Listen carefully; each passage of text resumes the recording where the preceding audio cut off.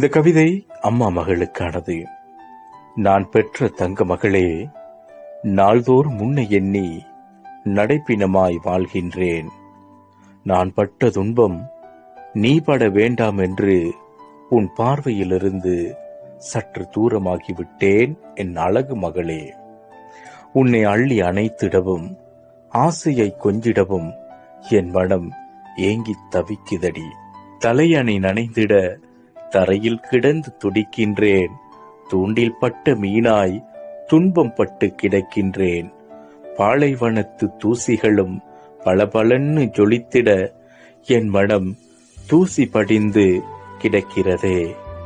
ஐவிரலில் அடங்கிடும் அலைபேசியில் அத்தனை முத்தங்களையும் அள்ளி வழங்குகிறேன். உன்னை அள்ளி அணைக்க முடியவில்லையே.